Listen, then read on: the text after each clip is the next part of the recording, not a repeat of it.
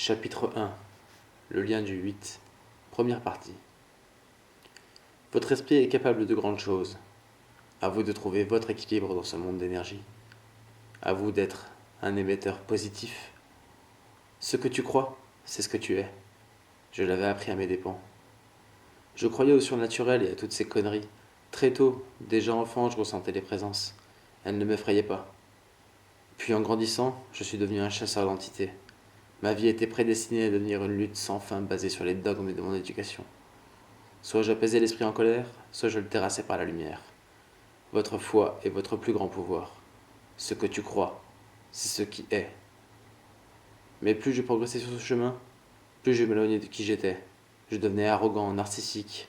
Je me comportais comme un alpha. Plus le temps passait, moins j'agissais dans l'ombre.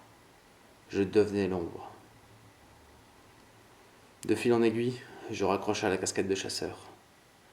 À mes 20 ans, fatigué d'être opposé au monde, rêvant d'une vie simple de monsieur tout-le-monde, je me consacrais à mon cercle social et à ma vie de couple. Juste ce que je voulais. J'avais même oublié mon passé, ne pensant qu'au futur de mon foyer. J'avais trouvé la paix.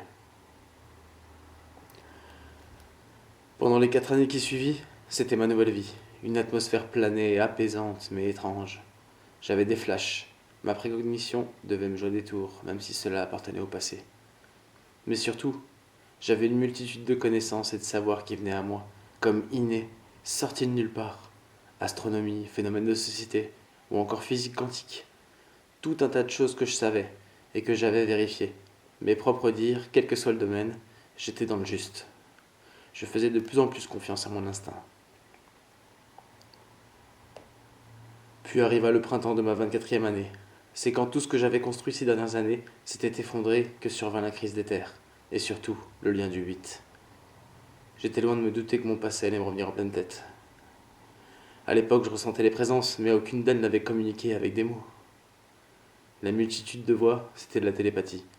Mais ce qu'on ne vous dit pas, c'est que les premières voix que vous percevez grâce à ce don, ce sont des anges de feu. Si vous n'avez pas confiance en vous, et que vous ne savez pas que c'est de la télépathie au fond de vos tripes, vous devenez fou ou schizophrène. Comme je vous le disais, l'une d'elles sortait du lot. En réalité, on se connaissait.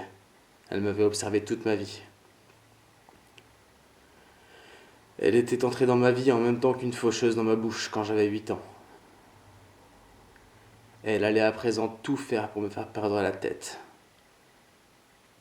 En tout cas, si vous êtes seul chez vous, fenêtre fermée, que vous entendez une voix, si vous comprenez ces mots, ce n'est pas un voisin qui parle tout seul, c'est de la télépathie.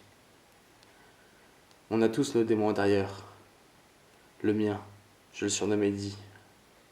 Di pour Devil.